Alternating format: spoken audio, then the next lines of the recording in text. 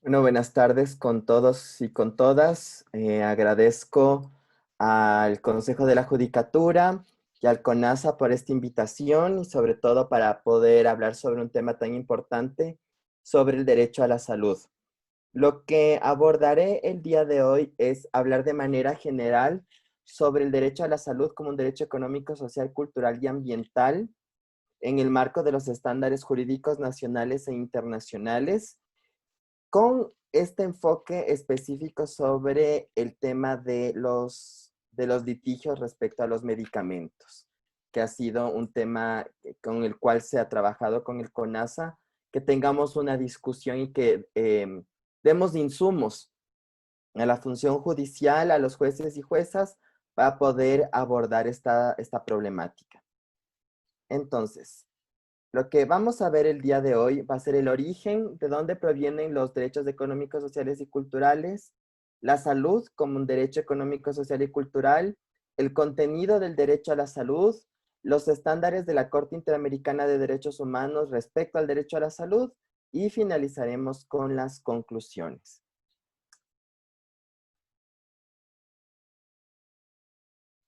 Vamos con la primera parte, el origen de los derechos económicos, sociales y culturales. Bueno, como la mayoría de ustedes conocen, el, el- los derechos humanos tienen un origen de las luchas en contra del poder y la mayoría de los derechos lo vemos desde la óptica occidental, desde las disputas del occidente a los regímenes que acumulaban el poder. Y podemos partir específicamente desde la Revolución Francesa, desde la independencia de los Estados Unidos, en cómo se comienzan a construir los estados democráticos y la lucha por eh, que las personas puedan igualar su acceso al Estado, a los derechos. Entonces, digamos que esa idea o ese origen de derechos es lo que comienza a lucharse desde lo que proviene o desde la visión esta de los derechos civiles y políticos, de estos derechos de acceso al Estado, al gobierno, a las decisiones. Sin embargo, cuando hablamos de derechos económicos, sociales y culturales, también hay que tomar en cuenta que hay una historia de lucha. Hay una historia de lucha por eh, reivindicaciones de derechos que tienen una matriz distinta, no solo de disputar el poder con el Estado, sino también de conseguir condiciones mejores de vida en las sociedades. Es así que en 1918, con la Revolución Rusa y la Declaración Rusa de los Derechos del Pueblo Trabajador y Explotado, comienza a hablarse de las condiciones de trabajo, de las condiciones de vida. Y esto tiene una repercusión en 1917 en la Constitución mexicana, que es la primera constitución social de América Latina, donde incluye a los derechos económicos, sociales y culturales dentro del régimen constitucional.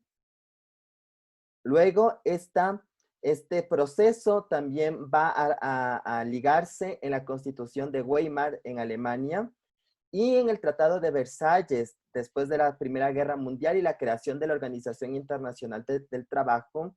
Ustedes recordarán que la Organización Internacional del Trabajo se crea después de la gran masacre en Chicago de 1895, la huelga por el 888. Entonces, fíjense que la lucha histórica por los derechos económicos, sociales y culturales parte desde esta reivindicación del derecho al trabajo. En 1944 se crea la Confederación Internacional de Trabajo, la Declaración de Filadelfia, y ya para 1944 tenemos ya comenzando el fin de la Segunda Guerra Mundial, en el 48 la Declaración Universal de los Derechos Humanos, donde ya se incluyen derechos económicos, sociales y culturales, pero acordémonos qué pasa después de la Segunda Guerra Mundial. Es la creación de los bloques, el bloque occidental capitalista y el bloque socialista, encabezado por la Unión Soviética. Entonces se generan dos polos políticos, ideológicos, y esto da como resultado a que en el debate de los derechos humanos también se cree estas disputas. Es así que a partir de 1966 en la ONU se crea por un lado el Pacto Internacional de Derechos Civiles y Políticos, liderados por Estados Unidos y el bloque capitalista, donde se reivindican los derechos individuales, el acceso al gobierno, el debido proceso, la propiedad privada. Y por otro lado, el Pacto Internacional de Derechos Económicos, Sociales y Culturales, donde los estados como la Federación Rusa y los estados del bloque soviético, del bloque socialista, más bien luchaban por los derechos sociales, por un estado más grande, por propiedades colectivas, trabajo, educación, salud, y no tanto por las individualidades, sino más bien por las colectividades. Y a partir de la Guerra Fría es que comienza esta lógica de la separación de la integralidad de los derechos, de los civiles y políticos, de los económicos, sociales y culturales, siendo el derecho a la salud un derecho económico, social y cultural. Por esta idea de la matriz de los derechos civiles y políticos que provienen de la lógica de Estados Unidos y de ser el bloque ideológico que gana la Guerra Fría ya en 1990 cuando cae el muro de Berlín, se comienza a entender que los derechos civiles y políticos eran de mayor jerarquía, que los derechos civiles y políticos eran directamente justiciables y que los derechos económicos, sociales y culturales únicamente se prestaban en función de la capacidad económica de los estados, de las posibilidades, pero no eran directamente justiciables, sino que eran programáticos. Digamos que esta idea comienza a derrumbarse de manera paulatina en 1993 con la Conferencia de Viena sobre los Derechos Humanos, donde comienza otra vez a insertarse el discurso en Naciones Unidas de la interdependencia de los derechos y de la necesidad de que todos los derechos sean interdependientes y sean de igual jerarquía. Ya esto comienza a solidificarse ya en 1994 en la Conferencia sobre Población y Desarrollo del Cairo y en 1995 en la Conferencia de Naciones Unidas sobre los Derechos de la Mujer en Beijing. Entonces vemos que este recorrido desde el derecho internacional de los derechos humanos, de cómo el tema ideológico y político también ha condicionado el cómo se han protegido o se han desprotegido los derechos económicos, sociales y culturales dependiendo de la posición ideológica de los estados. Y un ejemplo de esto, simplemente veamos cómo Estados Unidos ahora mira a la seguridad social y al derecho a la salud, no como un derecho humano, sino como una prestación privada. Entonces, esa es la diferencia política, ideológica, pero que otros estados como México, como Alemania, que les comentaba en las constituciones sociales, y Ecuador, a partir de la constitución de 1929, donde comienza a ser un estado social, incorpora ya la idea de las políticas sociales y la idea del derecho a la salud como un derecho humano y un derecho que tiene que ser promovido por las políticas públicas.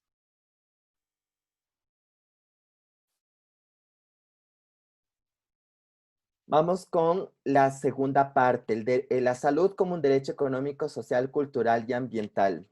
Después de haber un poco visto de manera muy, muy sucinta la historia de los derechos económicos, sociales y culturales dentro del paraguas del derecho internacional de los derechos humanos. ¿Qué son los derechos económicos, sociales y culturales? Como les decía, provienen de esta idea social de la garantía de los derechos. Son estos derechos vinculados con la generación de condiciones materiales para el ejercicio digno de los derechos humanos. Entonces, son los derechos que se relacionan con los trabajadores, con la seguridad social, con la familia y la asistencia a la familia, con la vida digna, la salud, la educación, los derechos culturales y los derechos ambientales. Entonces, como podemos ver, son todos los derechos que tienen y se relacionan con la vida digna, las condiciones materiales de la vida digna y estas condiciones de cómo se va a llevar la vida de manera colectiva, social, con una responsabilidad directa del Estado y de la sociedad. No tienen una idea individual, sino tienen más bien, por eso se llaman sociales, sociales, económicos, sociales y culturales, porque enlazan política pública, disponibilidad de recursos, tamaño del Estado y la generación de condiciones materiales para el ejercicio de los mismos.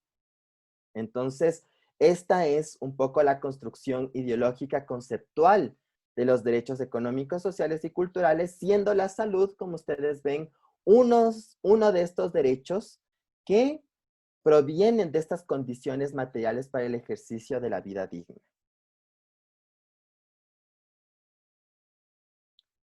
¿Qué es el derecho a la salud? La Organización Mundial de la Salud ha definido a la salud como el estado de bienestar integral que involucra aspectos físicos, mentales y sociales, siendo así un concepto mucho más amplio que la mera ausencia de enfermedades. La salud está íntimamente relacionada con la calidad de vida, por cuando a través de ella es posible desplegar las potencialidades humanas, favorecer el bienestar y producir las condiciones para la realización de las personas. Como hablábamos antes, los derechos humanos en general tienen el factor de interdependencia, pero sobre todo los derechos económicos, sociales y culturales, esta interdependencia es más evidente porque no solo en este caso el derecho a la salud es la ausencia de enfermedad, sino también las condiciones materiales para no estar enfermo, para estar con salud. Y esto implica condiciones de vida, acceso a recursos, a bienes y servicios, a servicios básicos, a educación, a vivienda, al agua, al ambiente sano, porque eso también es ausencia de enfermedad. Entonces, la salud no solo es no estar enfermo, sino también qué otros derechos me permiten y me facilitan gozar del desarrollo de los derechos para no llegar a la enfermedad, que involucran, como les digo, aspectos físicos, mentales y sociales. Entonces, la salud quiere y abarca una integralidad de derechos económicos, sociales y culturales, pero también ya veremos como la Corte Interamericana de Derechos Humanos también ha dicho que el derecho a la salud proviene también del ejercicio de derechos civiles y políticos, como el derecho a la vida y el derecho a la integridad personal, porque que la persona no muera y que la persona no sea dañada en su integridad personal también implica tener goce o gozar del derecho a la salud. Por lo que el derecho a la salud se vuelve o se convierte en uno de estos derechos sumamente interrelacionados y sumamente vinculados y encadenados al goce efectivo de casi todos los derechos humanos existentes en la garantía nacional e internacional de los derechos humanos. ¿Dónde está reconocido el derecho a la salud? Yo aquí les he colocado los tres grandes instrumentos de reconocimiento del derecho a la salud. Tenemos el Pacto Internacional de Derechos Económicos, Sociales y Culturales, que ya les mencionaba, que comienza esta divergencia de instrumentos desde 1966. En el artículo 2 está el derecho a la salud. El Estado ecuatoriano ratificó este tratado internacional. En el ámbito interamericano, el primer instrumento, como les mencionaba, el pacto es del ámbito de Naciones Unidas. El segundo instrumento es del ámbito del Sistema Interamericano de Derechos Humanos, que es el protocolo a la Convención Americana sobre Derechos Humanos en materia de derechos económicos, sociales y culturales, conocido como el Protocolo de San Salvador. Sí, también ratificado por el Estado, que es un instrumento internacional de derechos humanos del Sistema Interamericano de Derechos Humanos ratificado por el Ecuador y que en su artículo 10 reconoce el derecho a la salud. Y ya en materia constitucional ecuatoriana, el derecho a la salud está en el artículo 32 y las obligaciones del Estado frente al derecho a la salud están desde el artículo 358 al 366. Pero ustedes también podrán fijarse que en los tratados internacionales de derechos humanos sobre grupos humanos específicos, como la Convención de los Derechos del Niño, la Convención sobre los Derechos de Personas con Discapacidad, la Convención sobre los Derechos de las Personas Migrantes y sus Familias, la Convención para eliminar todas las formas de discriminación a la mujer, nos habla del ejercicio particular de los derechos humanos como el derecho a la salud. Entonces, no solo tenemos estos instrumentos internacionales de derechos humanos que digamos que es el paraguas del derecho humano a la salud, pero también lo podemos encontrar en los tratados internacionales de derechos humanos de grupos específicos. Como les mencionaba, la Convención de los Derechos del Niño, la Convención sobre los Derechos de las Personas Trabajadoras Migrantes y sus familias, la Convención sobre los Derechos de las Personas con Discapacidad, etcétera. Siempre va a haber un apartado respecto al goce del derecho a la salud de estos grupos particulares, pero que de manera general el paraguas del derecho a la salud se encuentran en estos dos tratados internacionales, ¿no? El Pacto Internacional y el Protocolo de San Salvador, y obviamente nuestra Constitución. También recordemos que tanto el Pacto Internacional de Derechos Económicos, Sociales y Culturales y el Protocolo de San Salvador tienen organismos de seguimiento de su cumplimiento. Es así que el pacto tiene un comité, el Comité DESC, el Comité de Derechos Económicos, Sociales y Culturales, que desarrolla el cómo se aplica el pacto y él también el que establece recomendaciones de cómo cumplir el pacto y establece las interpretaciones de cómo interpretar el pacto, que son las observaciones generales del Comité DESC. Igual, el protocolo de San Salvador en el sistema interamericano tiene dos instancias de vigilar el cómo se aplica y cómo se interpretan los derechos económicos, sociales y culturales dentro de los estados que ratifican.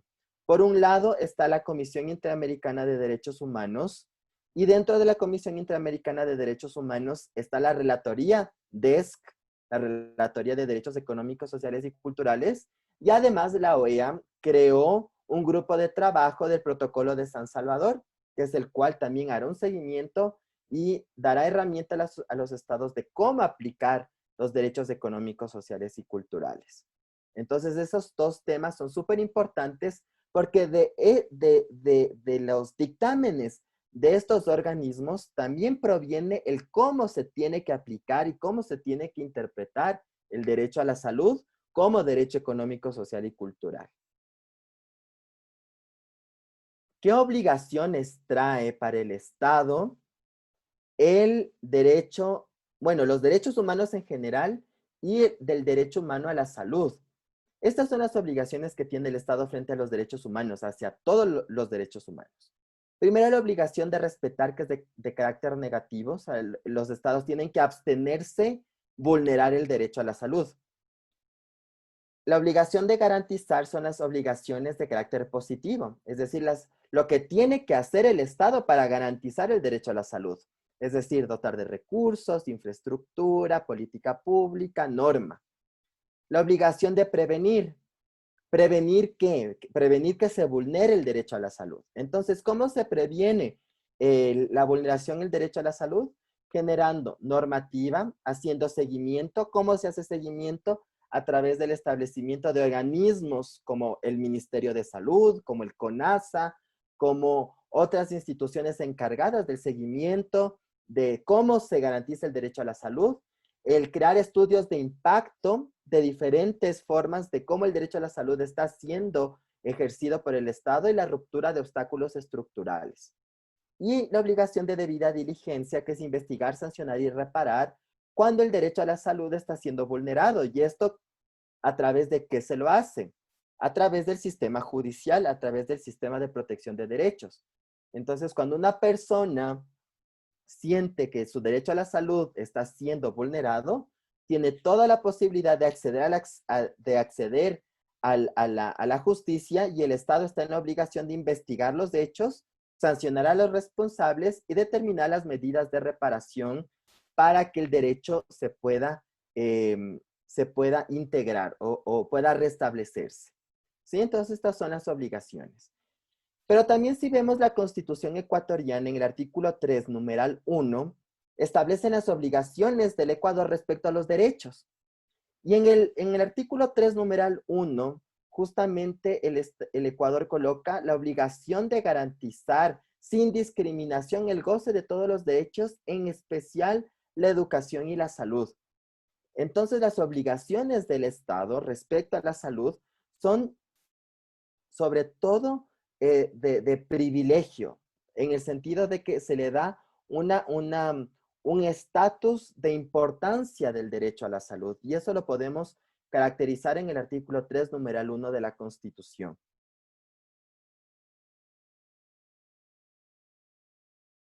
Ahora sí, vamos al contenido del derecho a la salud, justamente a través de las herramientas, a través de los instrumentos que nos van a permitir identificar, que nos van a permitir estudiar cuál es el contenido del derecho a la salud a partir de los instrumentos internacionales de derechos humanos.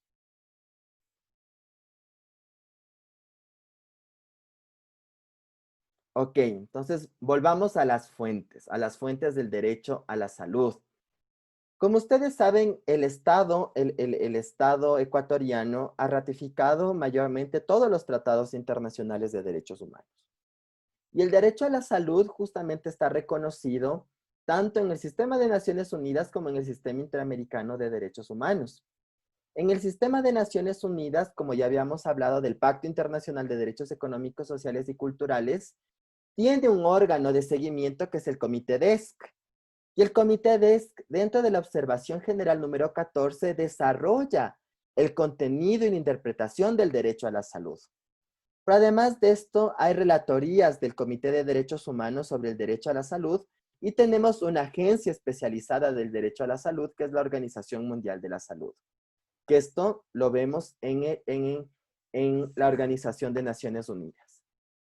Dentro del Sistema Interamericano de Derechos Humanos, como habíamos hablado antes, tenemos el Protocolo de San Salvador, donde aquí se reconoce el derecho a la salud, pero el derecho a la salud también está siendo monitoreado, garantizado por organismos específicos de protección de derechos. Entonces tenemos al grupo de trabajo del Protocolo de San Salvador, que ha desarrollado una serie de instrumentos que en el tema de medicamentos y en el tema de salud vamos a ver más adelante qué instrumentos nos ayudan a identificar cómo los estados tienen que generar políticas públicas y garantizar el derecho humano a la salud.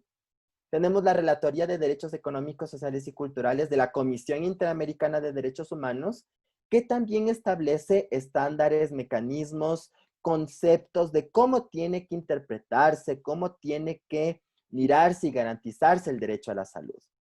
Y por último tenemos a la máxima entidad de protección de derechos en nuestro continente, que es la Corte Interamericana de Derechos Humanos.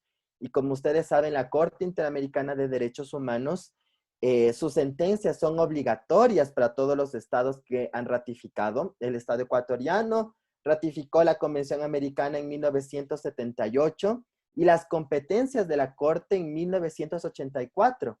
Entonces, todas las sentencias que dicte la Corte Interamericana, así no sean en casos ecuatorianos, tienen que ser aplicadas por jueces y juezas ecuatorianos.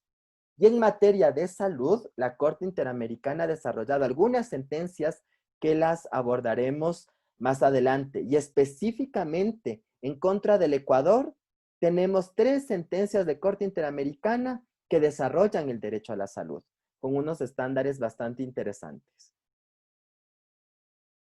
Ahora, el protocolo de San Salvador en el artículo 10, como les mencionaba antes, establece el derecho a la salud y el protocolo internacional de derechos económicos, sociales y culturales tiene un texto muy parecido del concepto del derecho a la salud, justamente bajo la idea que nos mencionaba la OMS, esta idea del disfrute más alto, del bienestar físico, mental y social, que el derecho a la salud no solo es no estar enfermo, sino tener bienestar física, bienestar físico, mental y social, con algunas obligaciones puntuales, ¿no? La atención primaria a la salud, los beneficios en el tema de la salud, la inmunización en enfermedades infecciosas, la prevención y tratamiento de enfermedades endémicas, la educación para la población sobre tratamientos en temas de salud,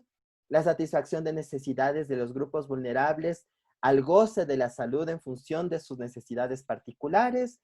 Entonces, estas son algunas obligaciones que provienen del derecho a la salud, pero que se desarrollan a partir de la interpretación de estos estándares.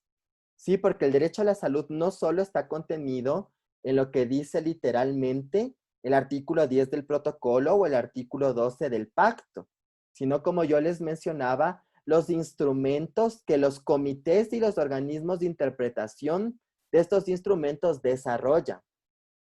Entonces, la observación general 14 del Comité de Derechos Económicos, Sociales y Culturales ha desarrollado los contenidos del derecho a la salud y los contenidos de los derechos económicos, sociales y culturales. Entonces, cuando queremos garantizar y proteger derechos económicos, sociales y culturales como el derecho a la salud, siempre hay que analizar tres niveles: el núcleo esencial, la zona complementaria y la zona complementaria extendible. Lo que es directamente justiciable y lo que es directamente obligación del Estado es el núcleo esencial, que justamente es la parte del derecho donde se otorgan todos las obligaciones directas, inmediatas, que tiene el Estado frente a los derechos económicos, sociales y culturales. El núcleo esencial.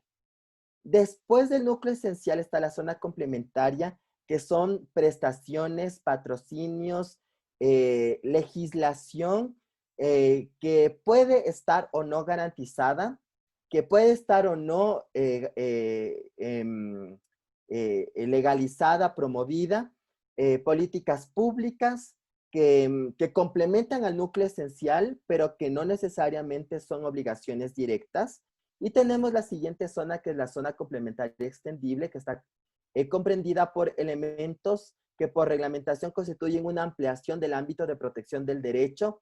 Cuando hablamos del ámbito de protección del derecho, es del núcleo esencial, es decir, un aumento, una extensión de lo del núcleo esencial provee. Pero ustedes dirán, ¿qué es el núcleo esencial? ¿Cómo entiendo el núcleo esencial? ¿Qué elementos trae el núcleo esencial?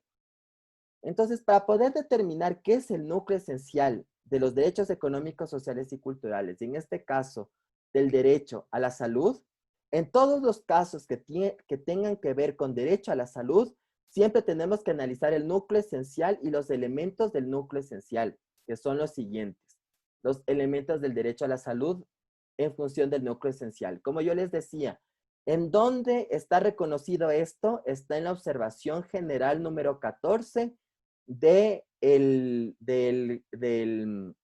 Comité de Derechos Económicos, Sociales y Culturales. Todos los derechos económicos, sociales y culturales tienen un núcleo esencial que tienen estos elementos: asequibilidad, accesibilidad, aceptabilidad y adaptabilidad, que son las 4 A's de los derechos económicos, sociales y culturales, y que se los analiza en función de cada uno de los derechos.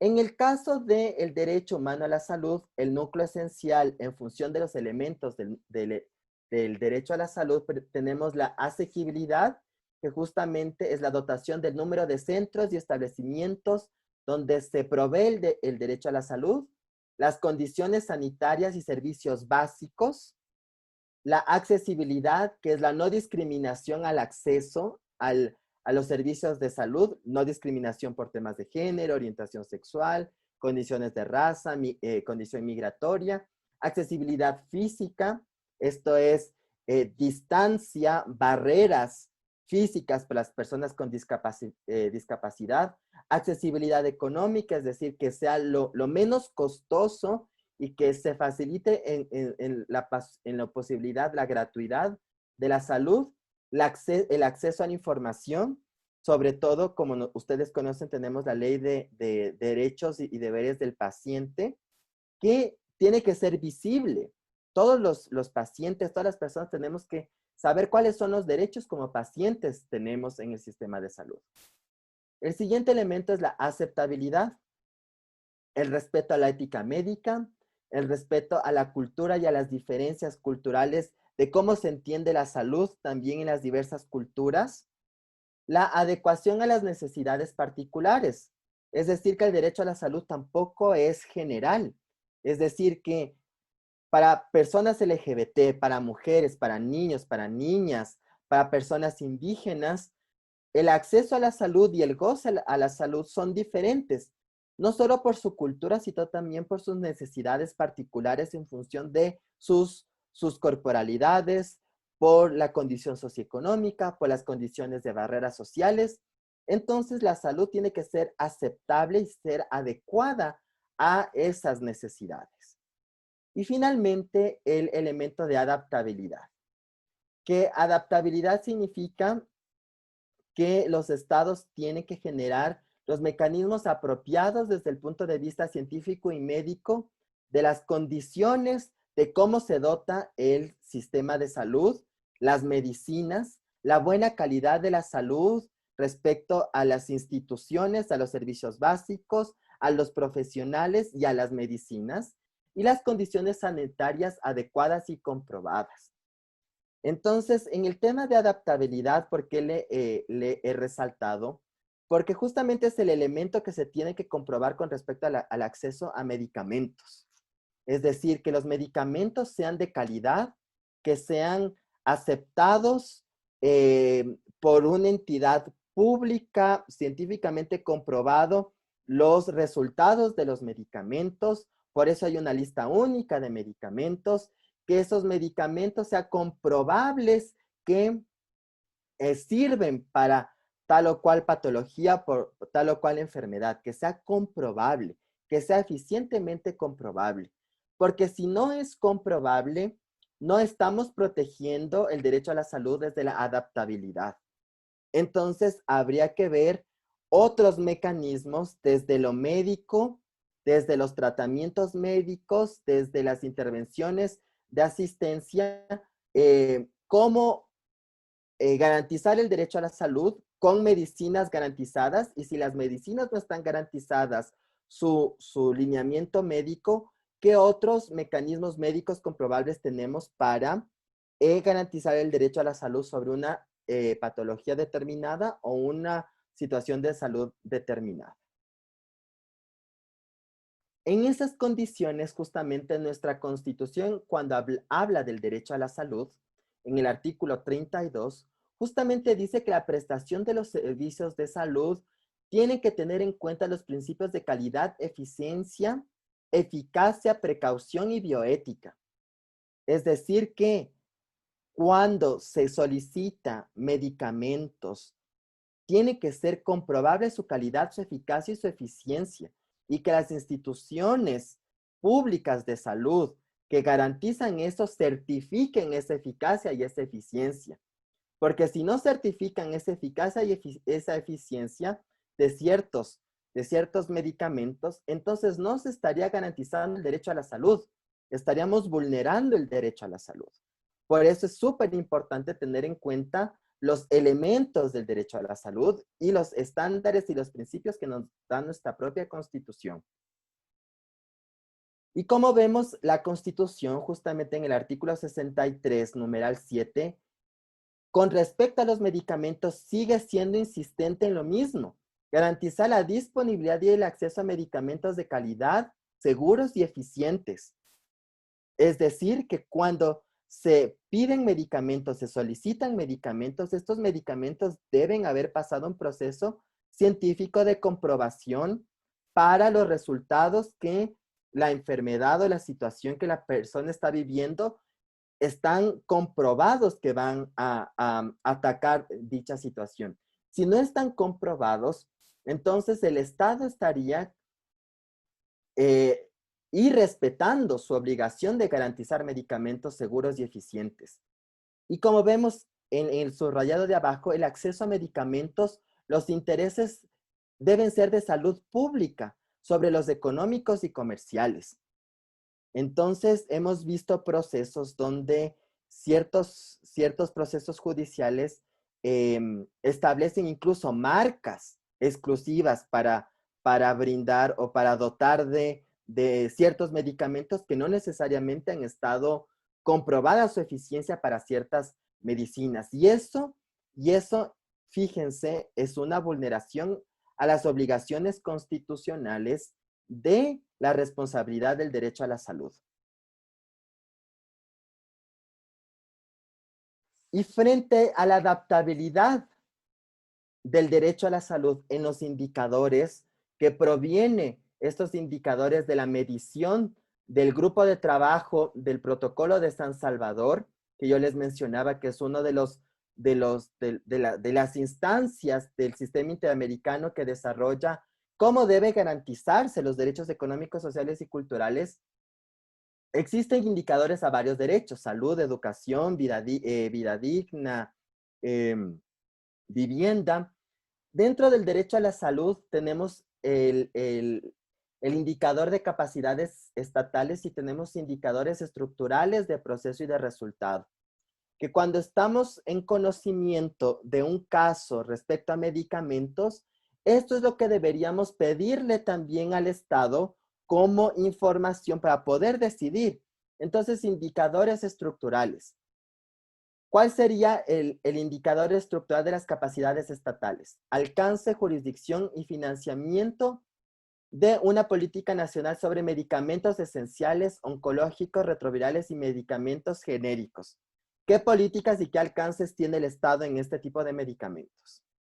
Los indicadores de procesos, la accesibilidad y disponibilidad de servicios de salud respecto a la dotación de estos medicamentos, indicadores del porcentaje de la población que tienen acceso a estos medicamentos y sobre todo la efectividad de estos medicamentos, y el indicador de resultado, que justamente son los indicadores de efectividad.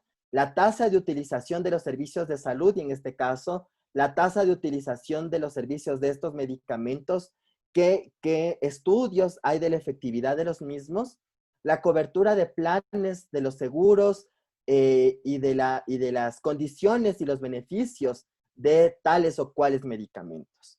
Entonces, esta idea de poder pedir este tipo de información proviene del desarrollo de los estándares internacionales y sobre todo interamericanos del derecho a la salud. Entonces, es importante tomar en consideración estos instrumentos para poder desarrollar el derecho a la educación y al acceso a la medicina con estándares técnicos, jurídicos, desde el enfoque de derechos económicos, sociales y culturales. Ahora vamos con los estándares interamericanos sobre el derecho a la salud.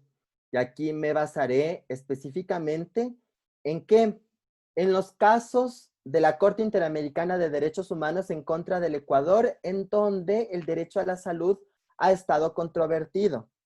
Como jueces y juezas, como abogados y abogadas, conocemos y estamos claros que existe un estándar que se llama el control de convencionalidad, desarrollado por la Corte Interamericana de Derechos Humanos en el caso Almonacid y Arellano en contra de Chile en el año 2006, en el que dice que todos los tribunales de justicia de los estados parte de la Convención Americana de Derechos Humanos, como el Ecuador, tienen que aplicar las interpretaciones de las sentencias y las opiniones consultivas de la Corte Interamericana de Derechos Humanos, porque es la interpretación adecuada y es la interpretación competente de la Convención Americana.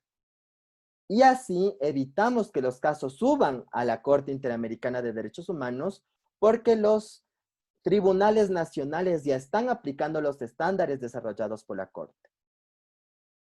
¿Cómo resolvió la Corte Constitucional Ecuatoriana este tema? Justamente el año pasado en las sentencias de matrimonio igualitario, cuando la Corte Constitucional Ecuatoriana dice: los tribunales nacionales tienen que aplicar las interpretaciones adecuadas y competentes de la Convención Americana de Derechos Humanos, y en este caso de la Corte Interamericana de Derechos Humanos, que son desarrolladas a través de las sentencias y a través de las opiniones consultivas. Y las sentencias no solo de los casos que son en contra del Ecuador, sino de los casos en general que desarrolla la Corte Interamericana de Derechos Humanos.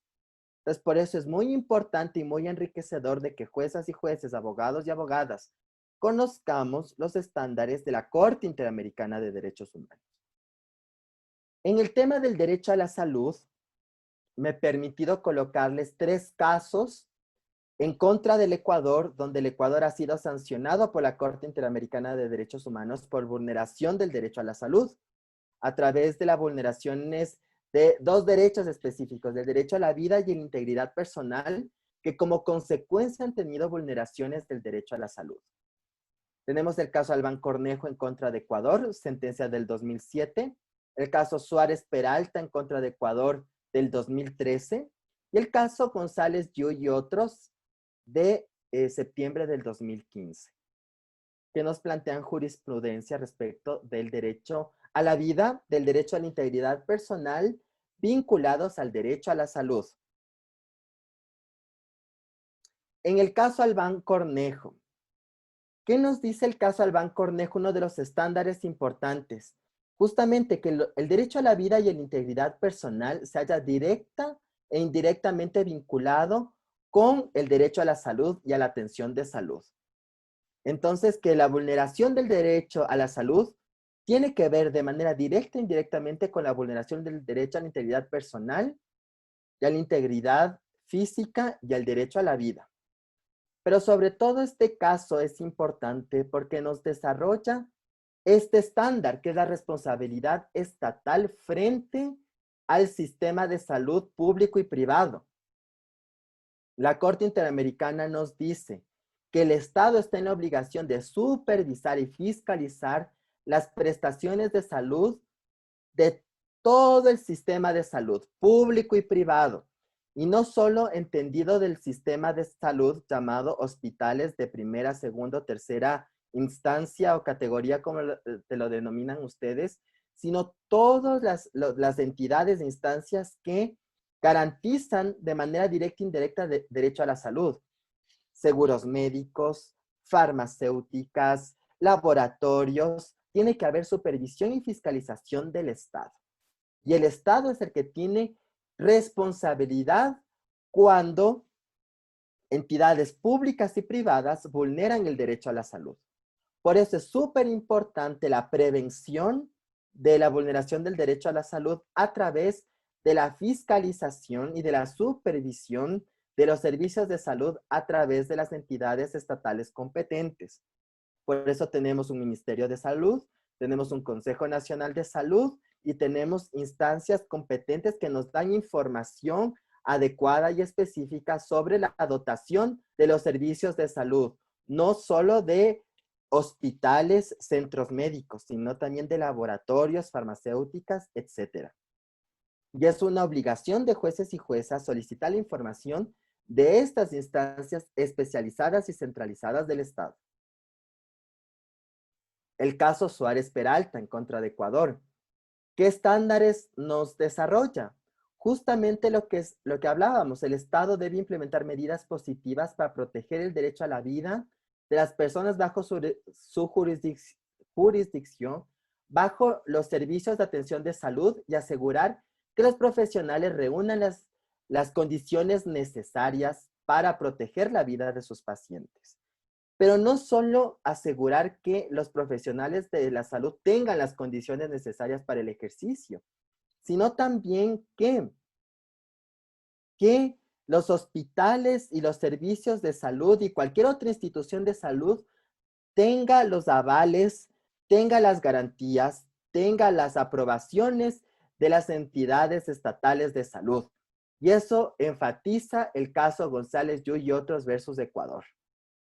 La centralidad de la información y de la supervisión y de la fiscalización de los servicios de salud por parte del Estado.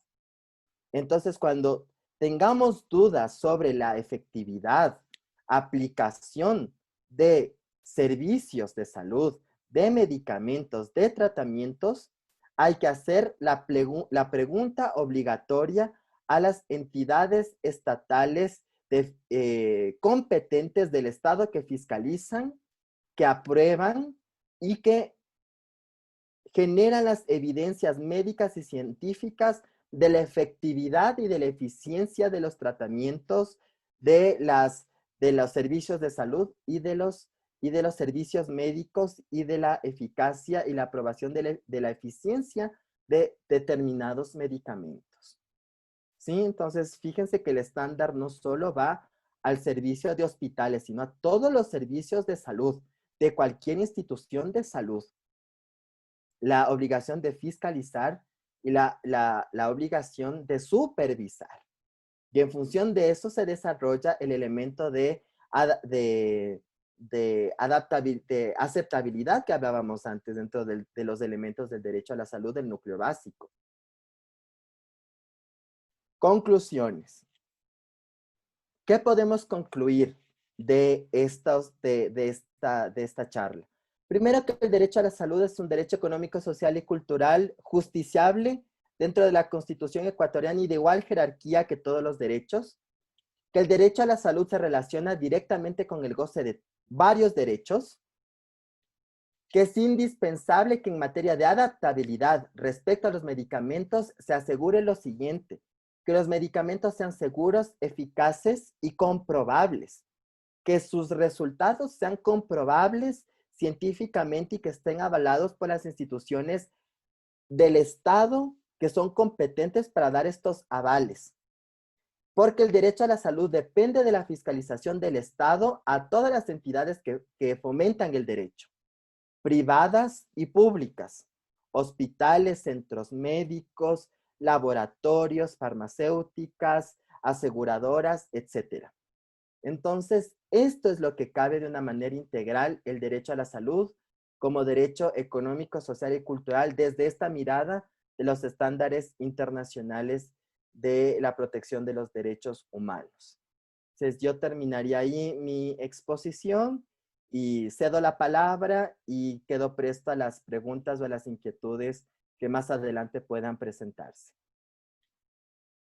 Y bueno, por si acaso aquí están los contactos del INIGED, del Instituto de Igualdad de Género y Derechos de la Universidad Central, que para este evento hemos generado esta alianza con la Escuela Judicial y con el CONASA justamente para abordar el tema del derecho a la salud y sobre todo de pensarnos el tema del derecho a la salud a través de la dotación de medicamentos. ¿Sí? Esto ha sido todo. Muchísimas